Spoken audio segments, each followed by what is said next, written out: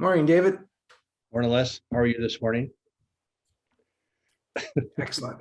Excellent. I've already had 2 cups of coffee, so bring it on. Oh my goodness. That's all right. We'll have to switch you to green coffee, just bring it on so I can deal with this. Anyway, welcome to Dynamic Healing Moments with Dr. Les Aria and myself, David Hanscom. We're going to talk about a topic today that's really critical. It's not talked about so much in my second edition of Back in Control, but it's going to be talked about a lot in my third edition. Don't tell my wife I'm writing the third edition. She would kill me. But here's the deal. Rigid thinking is a huge problem. And why do we do it? Because what makes life interesting is differences in acceptance and curiosity and gratitude. But there's some both personal and societal need to make everybody the same. And I just went to a Jewish synagogue 2 days ago, took on a tour here in Newport, Rhode Island. And it's just really sobering that somewhere in the middle, 1600s, the Catholic Church decided everybody needed to be Catholic. Same thing in India, everybody needs to be Hindu. There's people all over the world that all of a sudden you have to be the same. Why? So life is interesting because of differences, but what happens with rigid thinking is it's like bowling alley with bumpers on either side. You keep yourself in a narrow alley. And if you have extreme belief systems, what happens, that's where your mind goes. And it works. That's the problem, it works. It definitely alleviates anxiety. But at the same time, I was in that world. I was in extremely belief systems, whether it's political, religious, whatever it was, I was an extremist. And it worked. I didn't feel anxiety. And I didn't realize how effective and how deadly it was because it really destroys relationships, destroyed a marriage for me. So I wasn't able to listen because, again, like we talked about yesterday, I wasn't aware. So you have extreme belief system, it's not possible to really see the world through other people's eyes. And then the other problem we'll talk about tomorrow is neuroplasticity and predictive model coding, that these concepts get embedded in your brain the same way as a chair or a table or a lamp. And so we do really concrete, deadly things based on concepts, but the concepts are as real as the person that you are now damaging. So anyway, Les, enough of me, more of you. No, I have to let the guru talk this morning. My goodness, what am I doing? See, my rigid thinking is I know everything. I don't really need to listen to you. No, it's all good. So one of the things is you bring up, I've noticed with myself too, and my patients and the work that we do, is that when someone engages in rigid thinking, one, that's a pattern that they've learned. It's a coping mechanism and it's a protective mechanism. With that said, I think you said it very well. When we are really rigid in the way we see the world, or the way we see the next human being, or the way we see our chronic pain, whatever the problem is, when we have rigid thinking, that is one of our ways of coping. It's nope, it's structural. Nope, it has nothing to do with emotions. Or the fact is, nope, there's no such thing as of this or that. The rigid thinking serves to comfort you. However, it does impact relationships, like you said. So let's kind of break this down a little bit. If we unpackage it, you may not realize this, is when you're engaged in rigid thinking, you're actually driving up one of two things. Is you are actually driving up your sympathetic nervous system and or someone else's sympathetic nervous system. Right. So which means you're fight or flight. So when you are just are rigid in the way you think, nope, it cannot be anything else, and you're intolerant of anything else, what happens is you may think you are being peaceful, but you're actually creating muscle tension and the other person. So that's where the conflict comes in. And when it comes to chronic pain, rigid thinking really does get you into the deep hole, because to heal from chronic pain, you need to have flexible thinking, whereas all things are possible. And so with that said, I think it's, what's really intriguing about chronic pain, rigid thinking, or just in general, is that it is always a two-way street. It's never a one-way street. Well, I have a person I met about a week ago, and clearly severe chronic pain, total body, whole life destroyed by it. And actually multiple people like this. One of the biggest barriers to healing is this incapacity or inability. I'm not going to say unwillingness. People don't really want to be this way, but they actually don't have any choice in the way because they're programmed this way. And by giving up this rigidity, you get to develop anxiety. And as Dr. Stephen Porges has pointed out in the polyvagal theory, that you have to be able to tolerate vulnerability or uncertainty in order to heal. Because it starts, Yeah. then your autonomic nervous system starts responding to the environment in a more appropriate manner. Then Yep. the step beyond is, which you've taught me a lot about, and Dr. Porges, is that you have the tools to start regulating your own body's chemistry, so you don't have to be afraid of uncertainty. Okay, so you become Yeah. triggered and you have a chemical reaction that feels uncomfortable. Then you can use your breathing techniques, humming, whatever you want to do to actually calm yourself back down. And the Yeah. word you've used is called pendulation. Is that the right word? Yeah. Where you Yep. don't have to just bust through it and also become liberated. You can't do that. It's not possible. So you want to explain this word pendulation? It's another way of saying be nice to yourself. Yeah. It's Am so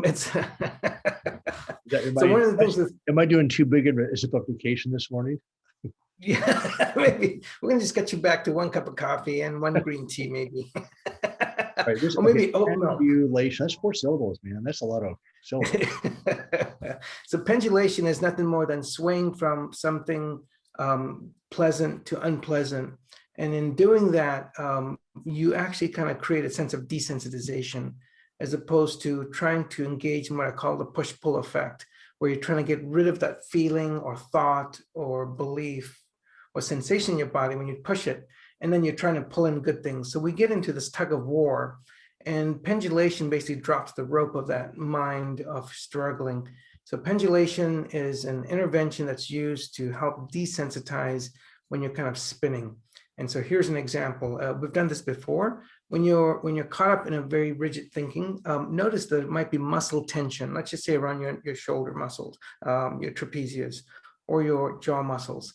And then you basically pendulate between something pleasant like your breath in and out, and then you'd swing back here to where the muscle, you just kind of watch the muscle and pay attention to it as if it's a spotlight for 3 to 5 breaths. You go back and forth. And what happens is you're not engaged in push or pull.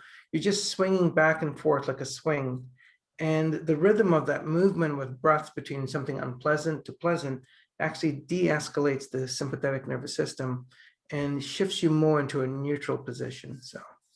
And as you know, when the sympathetic nervous system is activated, it changes the blood flow to your brain.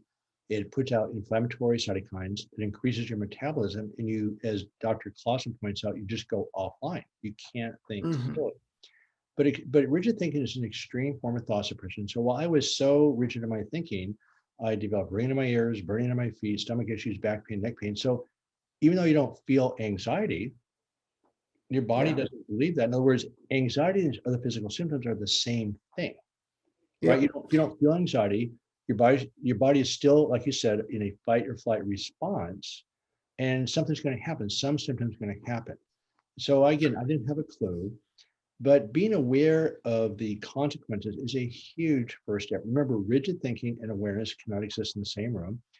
And we talk about this a little bit more next week about labeling, because one of the very first things that happens, which is the essence of rigid thinking, is labeling. Yeah. Right? Because when Absolutely. Right, you can't. That includes positive labeling or negative labeling. It doesn't really matter. Hey, you're a great guy. Hey, now as guru, what kind of a label is that exactly? That's a nasty label. All right, so I got to get that label off of you. All right, so but go. labeling is absolutely deadly. We all know that intellectually, but we can't help it because that's how we also survive. So there's a lot of layers to this that we're going to be talking about over the next week or so. So tomorrow we're going to talk about neuroplasticity and what's called the predictive model of coding. And a scientist out of Boston, Dr. Lisa Feldman Barrett, has really shown human consciousness and these thoughts and concepts get embedded in our brain the same way as a chair or a table. There's a pretty deadly factor that really affects our whole human existence. I know I'm sounding grandiose here, but it's true. So by becoming aware of the issues, I know things can change dramatically.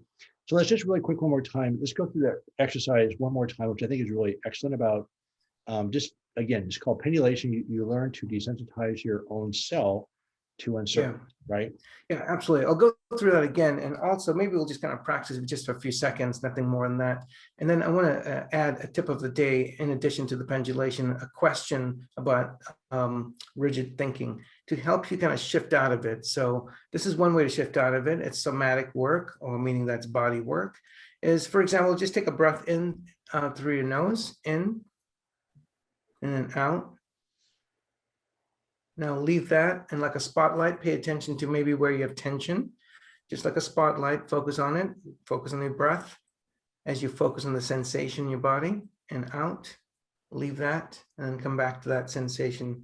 And you'll do this back and forth. And here's a formula for you. Do about 5 breaths where you feel the breath in your body. Maybe notice the breath at the nose or the belly. Just focus on one of the 2 spots, 5 breaths, and then go to a spot in your body that's really tense that you notice because of maybe you're fired up inside.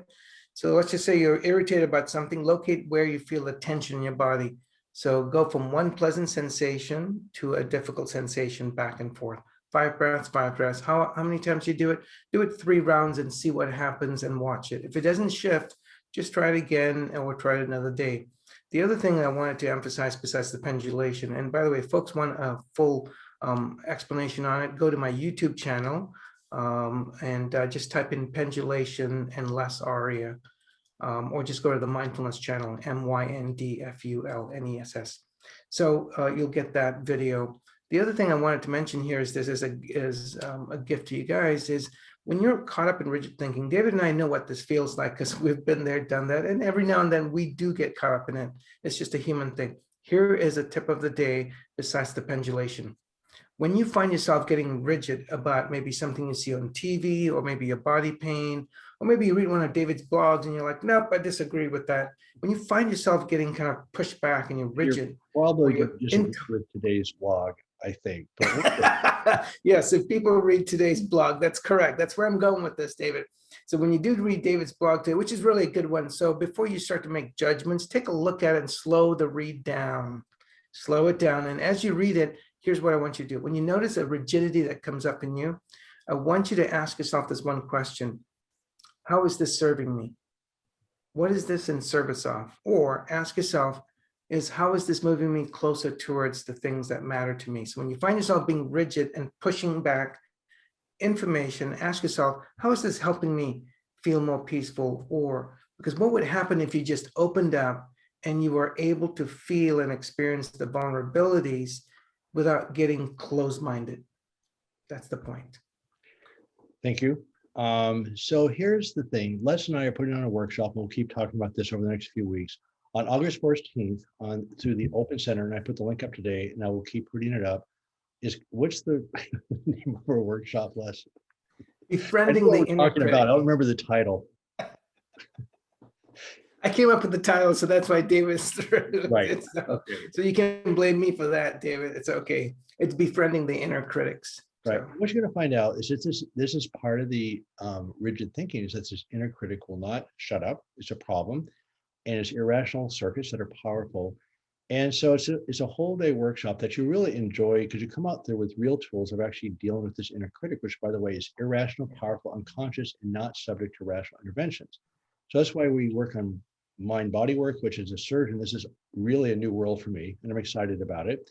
And I think you'll really enjoy the workshop and come out with some very concrete tools. So Dr. Ari can be reached at remedypain.co. I can be reached at thedocjourney.com. And we hope you enjoyed our dynamic healing moments today, and we'll see you tomorrow. See you, everyone. Have a great day. Les. David.